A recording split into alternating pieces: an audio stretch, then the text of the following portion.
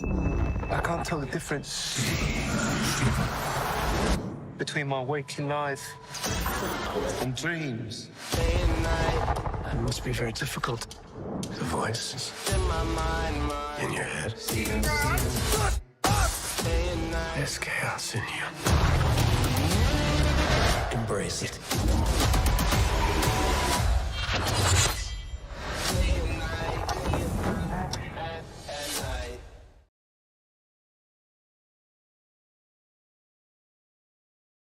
Stephen.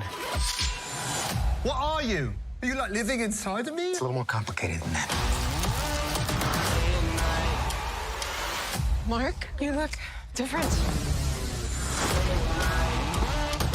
We protect the vulnerable and deliver justice. This is the best, worst day of my life. Marvel Studios' Moon Knight, only on Disney+.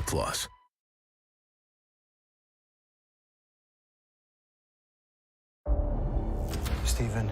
There he is. Hello, man in the mirror. I know you're scared. A bit, yeah. I know you're confused. You weren't supposed to see any of this. What are you? Sure you want to know?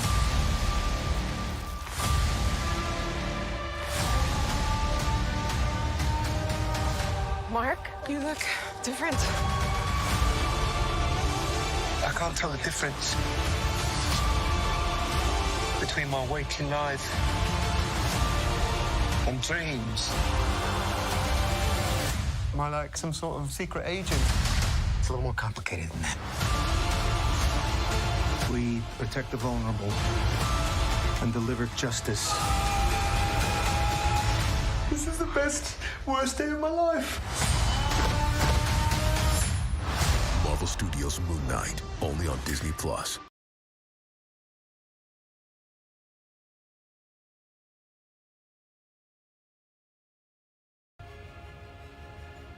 Some in the suit. Some in the suit? What are you saying? The suit. The suit? Then keep this safe. So be it. Let's go, let's go.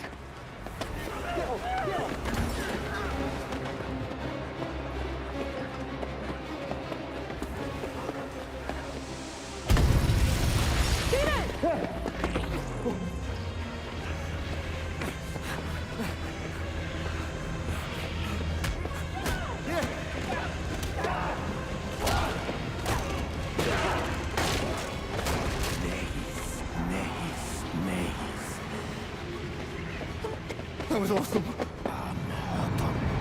Pit in Hatter to Acht Hebra.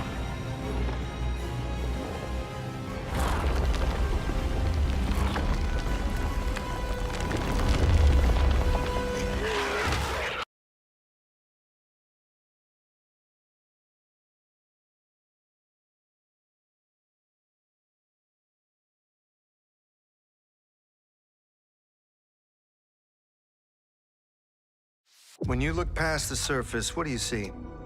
A complicated man, battling an inner conflict, struggling for balance. Am I like some sort of secret agent? It's a little more complicated than that.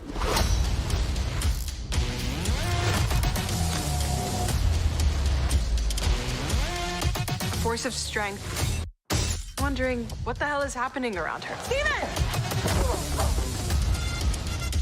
A mysterious figure, worshipped, exalted, and you don't want to come face to face with his unworldly power.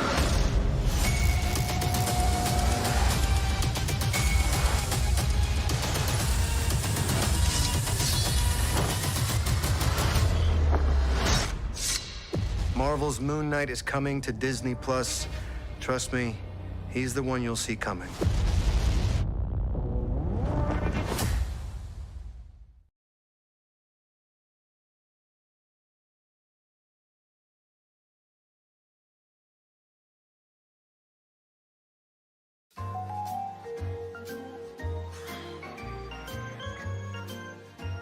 So do we just hang out in here now until the show comes out? Relax, all right? They're serious about the no spoilers thing. Turns out. I don't know. I think we do have a lot to say about our show. Like, for instance, the fact that it's that's Steve, that's You Mr. can't say Knight. any of that. Yeah, but you can say that there's And No. at the end, Hello, this is literally why we're never gonna get out of here. you guys getting any reception? Wi-Fi, 5G?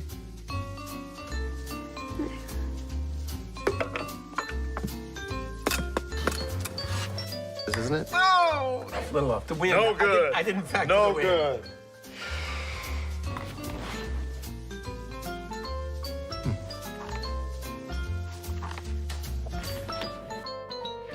Okay.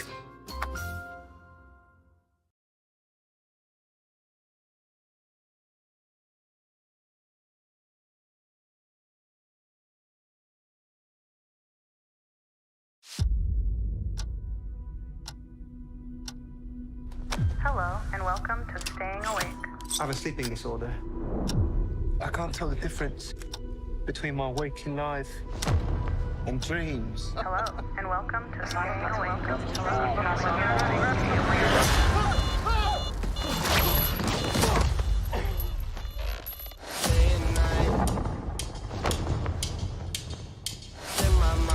I think I'm losing it. Real catch you are. You're bloody useless, Stevie. Stephen. I can't tell the difference between life and dreams. Thank you. Lost the contact lens. Hope you find it. Thanks.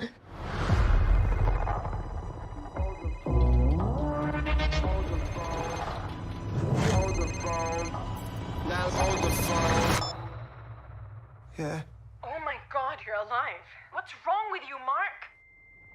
Why did you call me Mark? It must be very difficult. The voice in your head. Shut up! There's chaos in you.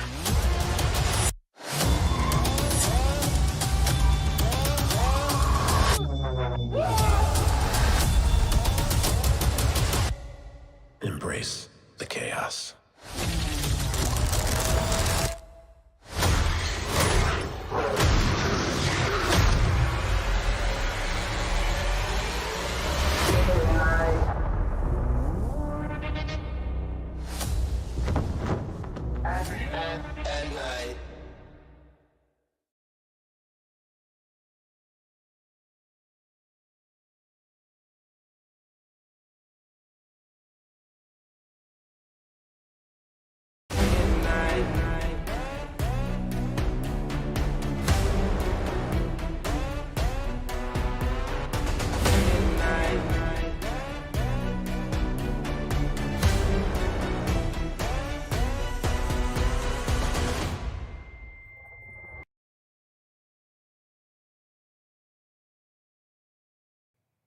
And we are live with another episode of the Moon Knight Aftershow. This is episode 5 of the Aftershow. It's episode 5 of Moon Knight. We're talking about the episode 5 of Moon Knight. It's the show brought to you by the Keeg, where we watch Moon Knight at midnight Pacific time, right when it drops. And then we have this show at 1 a.m. Pacific time when we finish it. I'm your host, Dimitri Pereira. Right when it drops. Yeah, we start this show, we drop this show right when it drops. So, you know how it goes. I'm your host, Dimitri Pereira. We also got co-host Paul Lau. Paul, what's up, man? Yo, what's up to all my drop heads from Gotham? Did you rewatch it? Did you rewatch the Batman? I hear people are not liking it the second viewing, so I'm just gonna keep. No, I think those people are just contrarians. I watched it the second time. I watched it with my dad. Okay, someone said they liked it the first time, but didn't like it the second time. So I mean, they could think that way. I mean, that's fine. Again, that's personal opinion. Of course, you can be wrong. I mean, it's fine. No, I mean they're right in their own way. Much like in Moon Knight, you know, what is reality? You know, that's true. Like maybe Mark Spector might not like the Batman, and Stephen Grant does, or the other way around. Who's to say? You know. Miss Marauder is out there. What's up to Miss Marauder? Miss Marauder says they're wrong. I've watched it 7 times. It's still just as good. 7 times. Miss Marauder, has your daughter watched it too? Is it age appropriate? I'm trying to think if like there's anything like really that bad.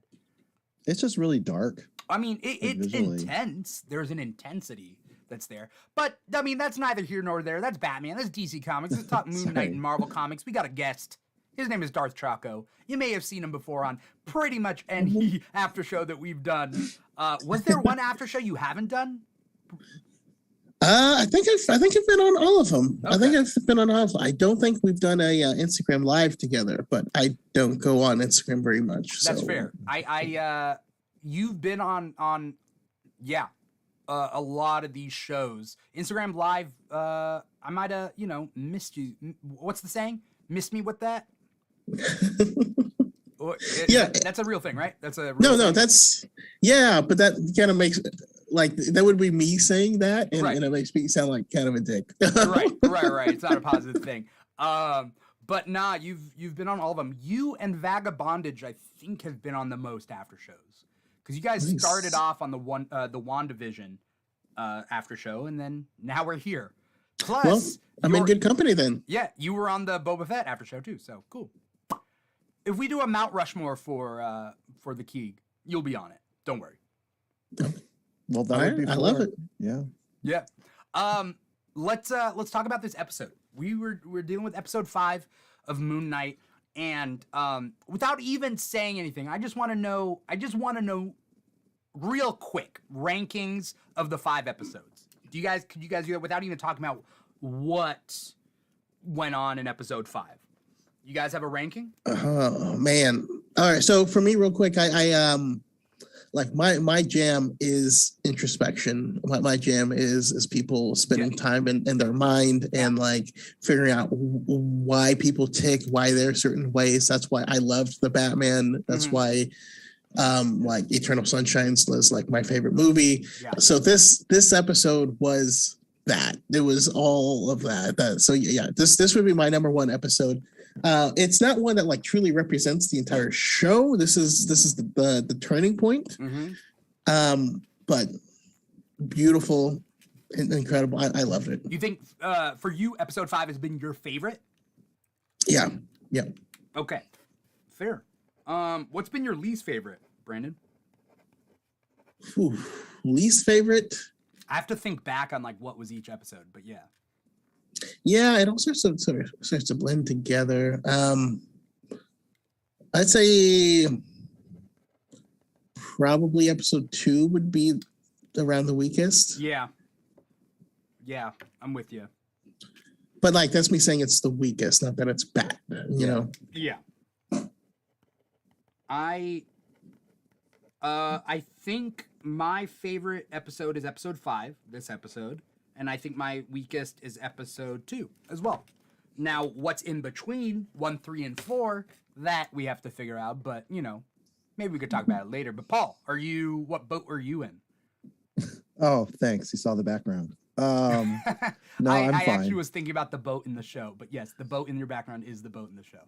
Yeah. Ish. I mean, it's really tough because, this episode really, Oscar Isaac really just like, acted his balls off as far as like I said, the emotional. Let's not talk about it. I just want your numbers, man. But yes, you're right. I mean, okay, fine. You're right. He acted his balls off. That's all. That's pretty vague. We don't know what that means. I mean, we're doing spoilers, obviously. I want your hard numbers. Balls. Oh, balls. Lots of acted your hard balls off. Just what? Yeah, no, it's it really is tough. But this one's it's just so much emotional weight. Yeah. So I really appreciate it. Yeah. And then least favorite, because 1 sets it all up. Yeah. And I think they did a very good job with just like the switching between his DID. Right. It's just it's tough because like I like that Layla gets introduced in 2, right? Right. Yeah. It's got to be 2 because like 4 had the horror element, which I was not expecting. Yeah, it's so freaky. Yeah, and they did it so well. I even watched it before I watched this episode, so it's in my mind. It's great. Right. So yeah. That being said, I don't like because again I've talked about it on last episode is every show like this does every long running show will always do an episode where like the character wakes up from a coma and they're like, where am I? And they're like, oh yeah, everything's been made up this whole time. Like, or I've been in an asylum. Like they did it on Smallville. Supposedly they did it on Buffy. Like they just do that. And so I'm not a big fan of that trope, but I'm glad this episode was what it was. I mean, for though, like this, that concept, you know, it is straight ripped out of the Jeff Lemire run. So yeah, a lot of people do it. I think this did it well, and it didn't do it for cheap frills. Yeah. There was one thing that I kept expecting to come back, and it hasn't yet. The guy that was all painted in all gold that he would speak to. He's in the asylum. He's pulling the bingo balls. He's the one pulling the bingo balls. Crowley. Yeah, well, but I was expecting him to have a larger role, you know? Oh, because he has a larger role in the comics, right? Yeah. Yeah. Yeah. I mean, we haven't gotten Lockley, so. Yeah. Yeah. And are we going to? You think red sarcophagus standing up in the last episode? that has to be him, right? But then, like, It has to be, but like, yeah, go ahead. Oh, sorry. It's just like now that we know the origin of Mark creating Steven and the purpose, it's almost like, well, then how do you rationalize the third, identity? And how has it not come up so far in the show? A little bit. Like they've been hinting at, like, that wasn't you, that was me. Like, right. Right. The blood and I think I mean my prediction is that Jake Lockley is Khonshu. I've heard that theory. That he chose Mark specifically because his mind was fractured, meaning that he could take over his body completely, and rather than have an avatar actually be the avatar. Are the gods able to do that? Because wouldn't they just do that then? That is part of that Jeff Lemire run. Okay. I'm trying to do that. Khonshu is shady, man. I haven't read the Jeff Lemire run. I've only read the current run. But Moon Knight's had a bunch of different, like, rando runs. Yeah, that are wildly different from one another. Right, because the run right now has Moon Knight without Khonshu. Khonshu's not there, so Moon Knight is he's operating as a vigilante. He's just really hardcore. Writer, it's Jed MacKay. Jed MacKay is the current writer of Moon Knight. Okay. Yeah. Miss Marauder says the fact that they haven't introduced Jake Lockley at this point is insulting. She's low-key mad about it. In the comic, that's why he's put in the hospital. He was trying to essentially break him to take over his body. Oh, Khonshu was breaking him to take over his body. Okay. I mean, does this Khonshu seem more sympathetic though? No. Still dick. He's still a dick, but like I guess a bit more. Only because we know less from the MCU version. Yeah. It's by omission, not by virtue, I guess. Right. Well, other than he turned I thought the scene where he turns back the sky was almost a sacrifice in and of itself, right? That's true. Unless you buy it as it's a sacrifice just for show in order to get what he wants later. Yeah, that's how I figured it. Not that it's so much for show. I kind of took it as our interests are aligned currently in this singular moment. Like that's why I love Dr. Doom so much. Is sometimes he'll help you, sometimes he won't. Sometimes other villains are like, hey, let's go get the heroes. And he's like, you come to me with the stinking carcass of your failure. Like, get the hell out of here. Yeah, but like 616 Dr. Doom doesn't sacrifice himself. Like, he doesn't. The only time I ever saw Doom sacrifice himself was Ultimate Doom. Do you guys remember when the Ultimate Fantastic Four fought, they went to the zombie universe? Do you guys know what? Do you guys ever read that one? I typically don't read zombie stuff. That's fair. That's where Marvel Zombies comes from, essentially. Yeah. Okay, but Infamous Iron Man, he did, as well as the ending. I mean, the reason God God King Doom like ended. Like he's like, yeah, Reed, you would be better at this. Sorry. Yeah, but like, was he missing I think the part only of time his brain? he sacrificed himself, he like seals off That was the the thing. portal into the zombie, and then all the zombies come at him, and like he does his like last stand or whatever. I thought that was cool. It's always a Doombot. Never trust what you see. It's always a Doombot. Always a Doombot, never a Doom. It's the Naruto move. Like it's always a log. God damn it! Son of a bitch. Let's talk about the way this show starts. Literally, the first like 15 seconds is of this flooding cave. We don't get an idea of like what's going on, and then we see it go.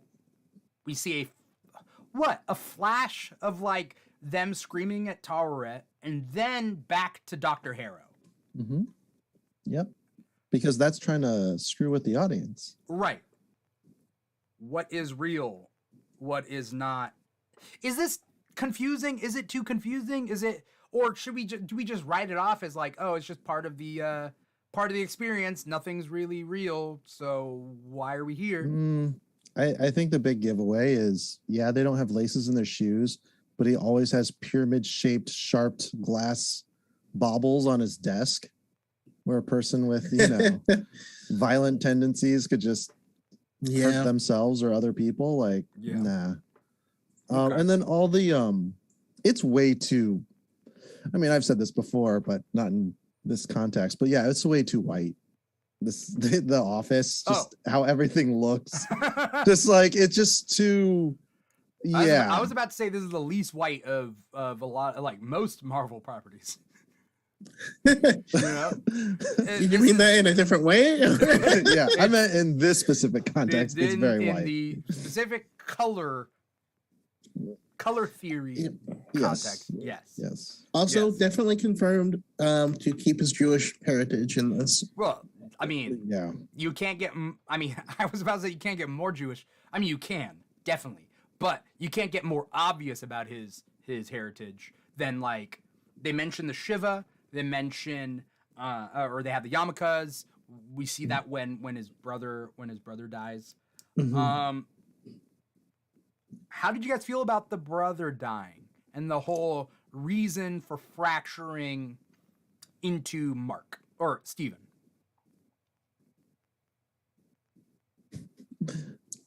I'll let the guests handle it if you want. Okay, all right. I was like, I went for his last. Okay. Oh. No, that was really fascinating. Like I've done a lot of extensive research on DID.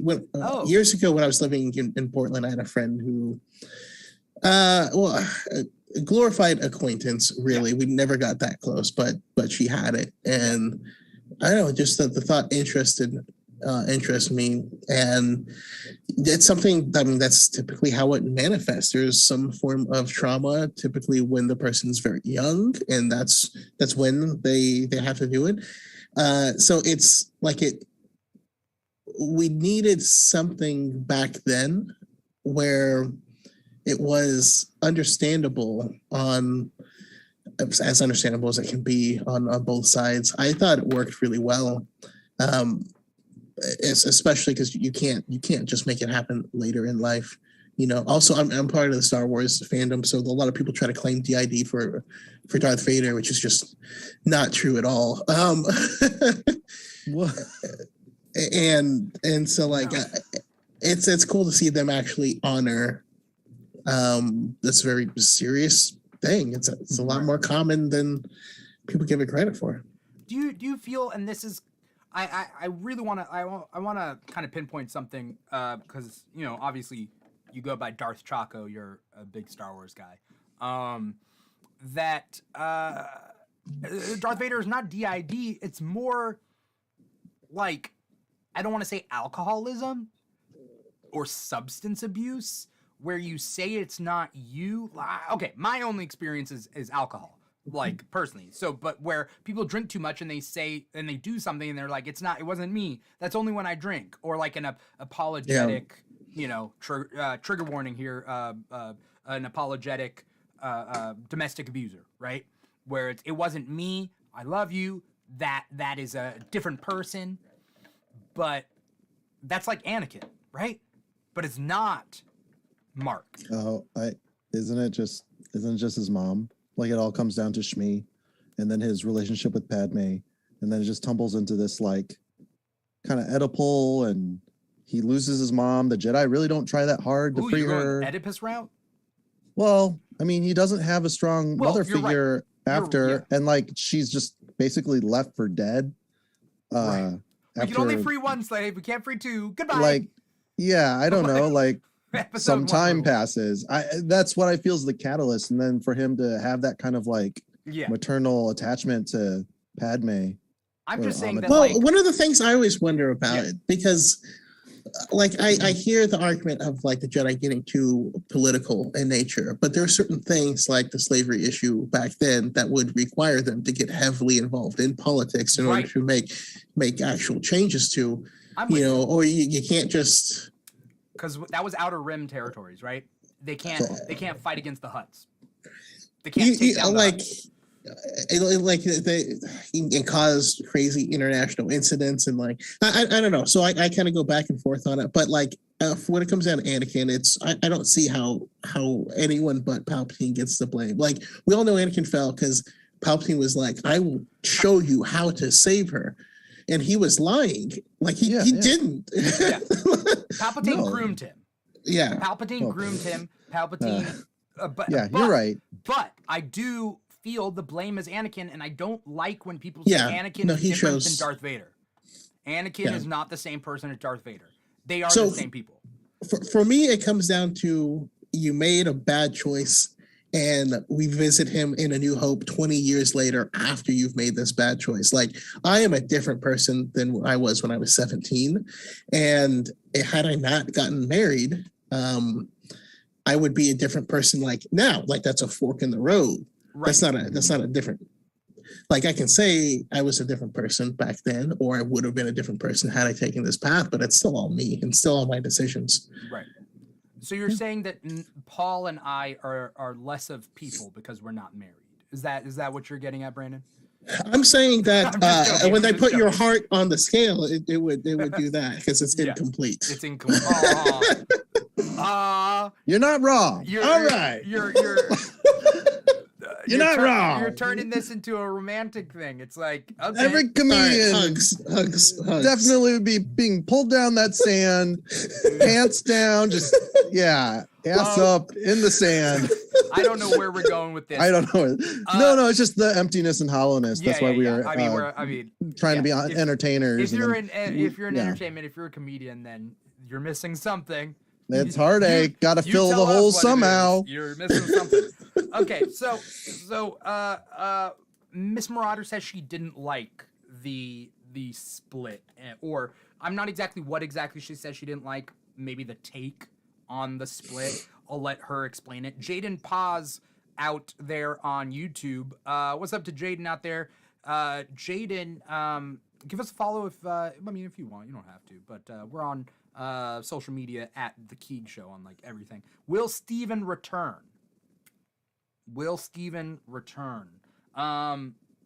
He's got to. I mean, yeah, he's got to, right? Especially because we all like Steven better than Mark, right?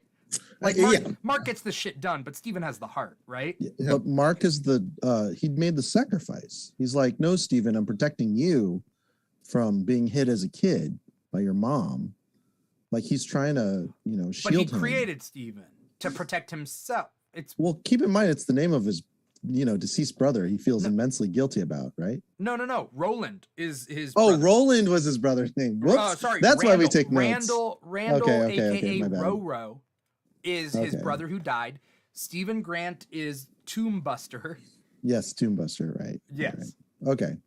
Yes, Randall is his brother. So he created Stephen as a way to distance himself from the trauma that he faces as his, from his mother, right? So that's why Stephen has a good relationship with his British mother. Like his mother is British and lives in England. And never answers. Or he thinks he answers. I'm not quite sure if he. He's always leaving her voicemails. That's what, yeah. But in that one scene, in the flashback scene when he switches over at her, like outside her place in Milwaukee, he answers the phone. Does he talk to her? Does she talk back? Yeah, that's a good. Back?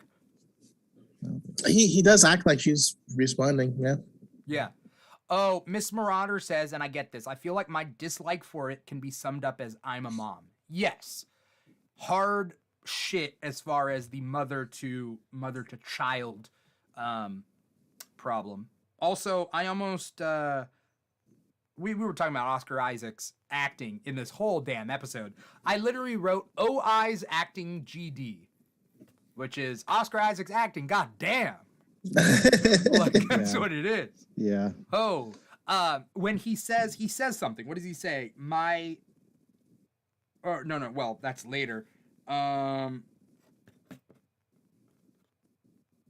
don't know. I don't know what I wrote. I'll figure it out. I'm just always impressed by people who are able to just be multiple people in the same scene talking to themselves, and you believe it. You feel that they're different people. You know what I mean? You can look at them and tell them apart, even without them wearing like different clothes. You know what I mean? Oh, I mean, it's the embodiment of a character, like acting. You know, like your physical posture and your twitches and tics. So, yeah, definitely. I mean, it is his profession, but he does it well. Right. Yeah. Well, there are people who are really good, like grocery baggers, and certain ones who aren't. Like, there are a lot of actors, yes. Oh no. Creme de la creme, you know. Yes, you're right. I gotta stop doing that. Not all like actors. It's always amazing when someone's talented. Right. Like when people are like, "Oh, you're stand up. Oh, so you work at it. So it's not special." Like there are people that eat shit every day on that stage. Right. It's always amazing when you capture lightning in a bottle. Miss Miranda. No, that's true. I was kind of thinking of like I don't know. The movie Face Off was bad. I used to quote that. It's like I know him as much as myself. I have to become him. Paul, you didn't see the movie with Matt and I when we saw Immense Talent. I heard it was amazing. Massive talent. Yeah, no, it's good. But Pedro Pascal is the best part of that movie. That's a separate thing. Tatiana Maslany in Orphan Black, though, you know, when she is like 8 people, and one time you can tell that she is one clone pretending to be another clone. Like, I know that's pretty cool. Yeah, which is funny because Tatiana Maslany has to come to the MCU to not play multiple personalities. Oscar Isaac comes to the MCU to play multiple personalities. I think it's kind of funny. Yeah. Especially with someone like She-Hulk, who is the same personality as in both Jennifer forms. Walters, in both forms. Yeah. Miss Marauder says the scene where Steven admits his mom is dead had me in tears. The acting was phenomenal. Yes. Yeah. Dude, Dr. Harrow, I mean, I get why he did. I like this version of Harrow. I like Dr. Harrow. I don't like cult leader Harrow. But even though it was a dick move, I get why he was doing it. He was like, you're right. Your mom's not dead. We're going to give her a call. Dude, it was rough. That was a rough scene. Okay. But it started with him calling him Ned Flanders. Yeah. I love that. I wrote that down. Well, it starts off with him throwing water in his face. Then he says, "Your little silly tash," which I didn't even know was slang. Is that made up British slang or is that British slang? It sounds made up, but little silly tash and then Ned Flanders. But yeah. Well, he looks at the his diploma too. Yeah. Oh, you're on the up and up. Yeah. Well. Yeah, my mom is dead. Yeah, that was good. Let's talk about Tararet, the hippo. Hippopotamus. Hippopotamus. I went down a deep dive after last episode. Do you know what I went on a deep dive down? Hippopotamuses? Yes, but specifically hippopotamisters? Specifically, anyone want to get? Madagascar. Oh. I just looked up clips of Madagascar because the hippo. It's like, I'm doing research. I'm doing A research. few days later. I was like, I have watched so much of Madagascar right now. I've seen the first 2 movies, but I'm just saying that Gloria the hippo, you know. By the way, I forgot that Jada Pinkett Smith voices Gloria the hippo, and then Chris Rock voices the zebra. I just thought it was funny. Interesting. You keep her motherfucking name. Gloria? You keep my hippo's name out of your motherfucking mouth. Exotic Sounds is out there. What's up to Exotic Sounds?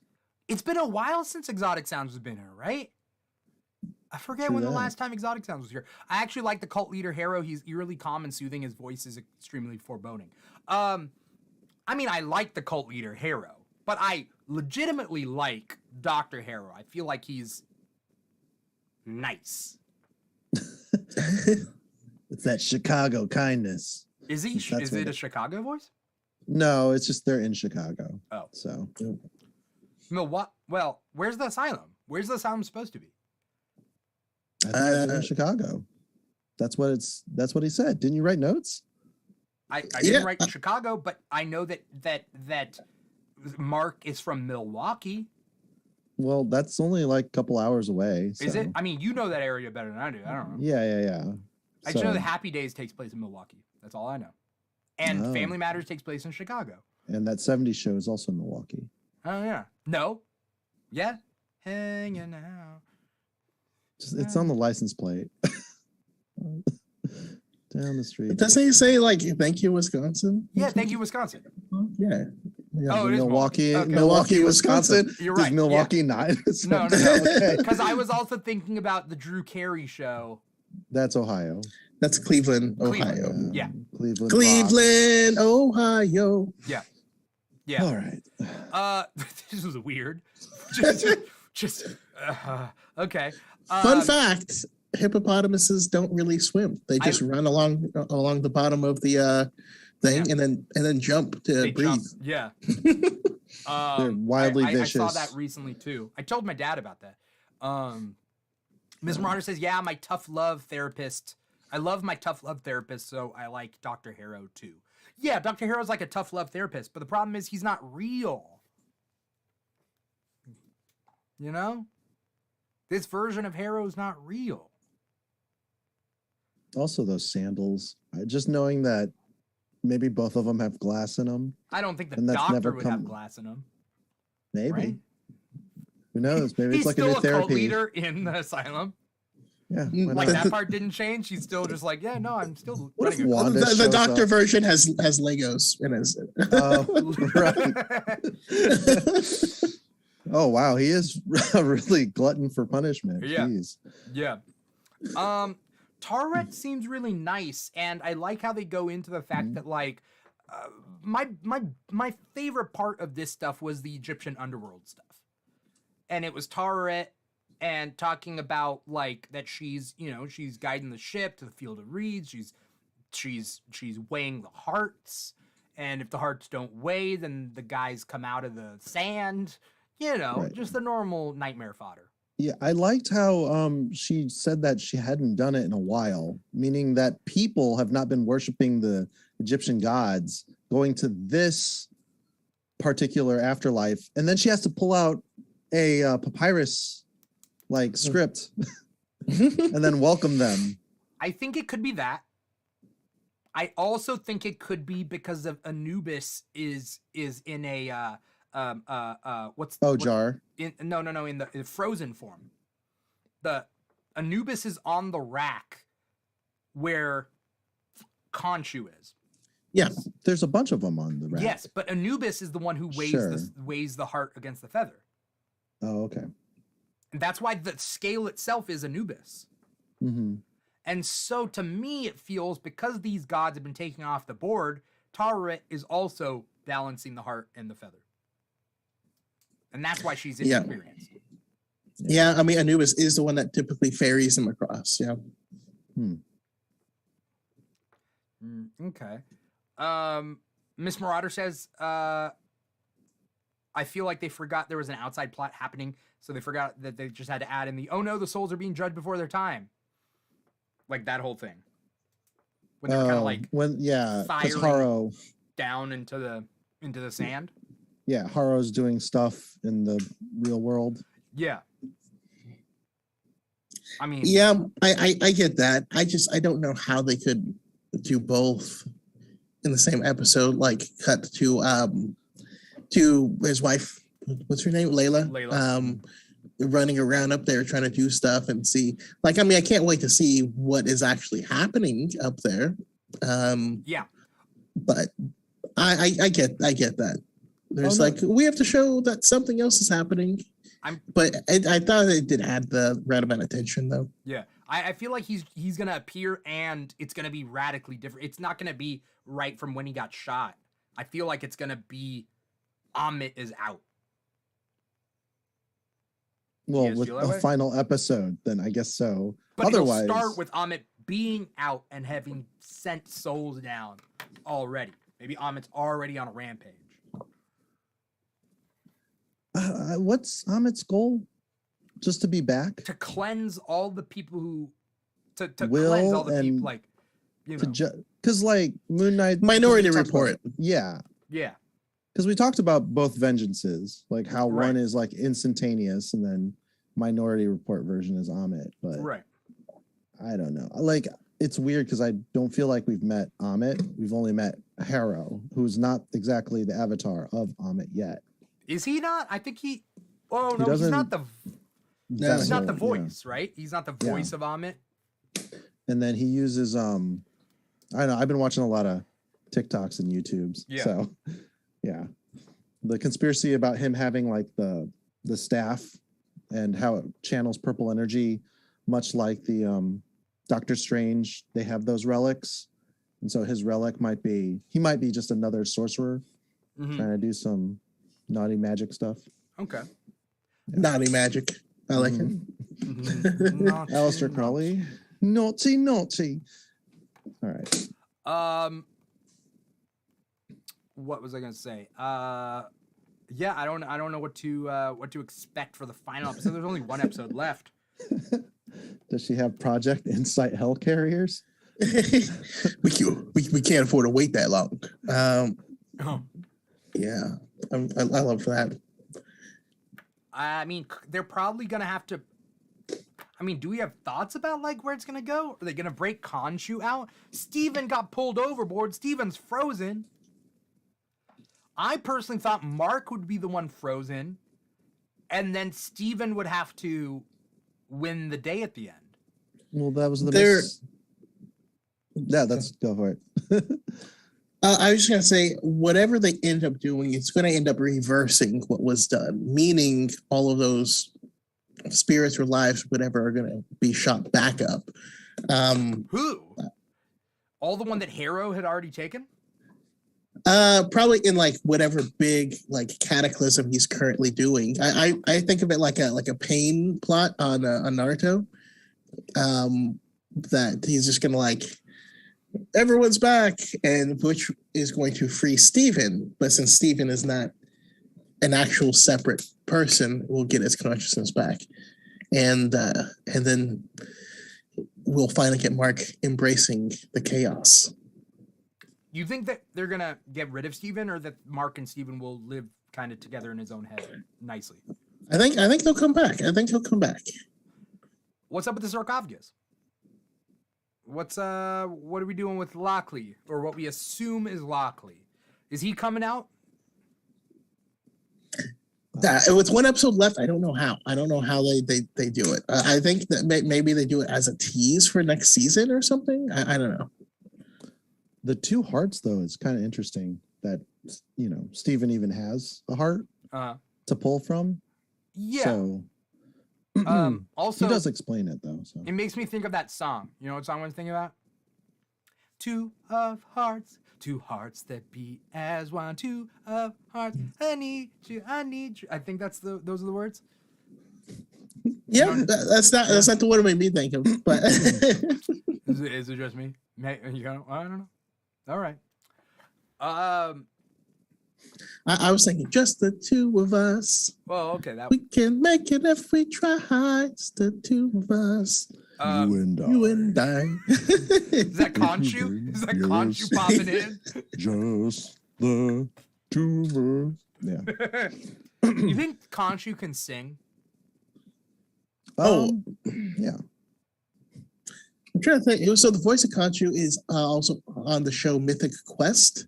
I don't know if you've seen that show. It's one of the Apple exclusive shows. I want to watch it. It's really good, but there's a game writer, and that's the voice of Khonshu, and that's how Khonshu talks. That's just how that guy talks, just an octave higher. But I would be shocked if he couldn't sing. I would like to listen to that. Miss Marauder. Okay, so Miss Marauder says she's mad that the scales balanced him by losing Steven rather than him embracing Steven and it balances. Agreed. That part was confusing to me because Mark has blood on his hands, right? So why would his scale balance if Steven was gone? I thought that Steven was the one leveling him out. I thought it was manufactured, and I thought he was resolving that whole issue with him shielding Steven. But and then ultimately, who committed all those murders? Mark, right? So why would Mark's feather? Why would Mark balance okay? Well, it's his kills were in the service of Khonshu. Yeah, because didn't he say they were all crooks and really bad people, Yeah. and they had to be? So it was all in the name of vengeance. So for him, he was essentially revenge is a balance of scales, eye for an eye, and all that. You I know, think the Roman. Egyptian scales? I mean, there's two thoughts that you're kind of bringing up. One is that his murders were justified, thus not polluting his heart. And then the second one that I was thinking is, if he's doing it at the will of Khonshu, then he's kind of absolved of that. Anything that Khonshu. Yeah, I thought of it as he is balancing other people's scales, right? That's kind of how I took it. But it is weird that it took.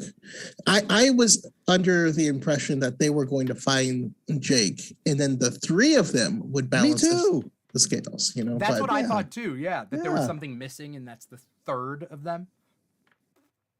But yeah, I mean, I think it was really dope when we get to see Khonshu's origin with Mark, and he's just like, you must protect those travelers of the night.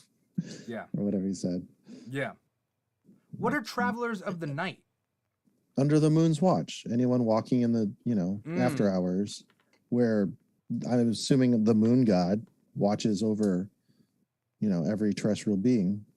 Yeah, because there's marauders, not different from Miss Marauder, but that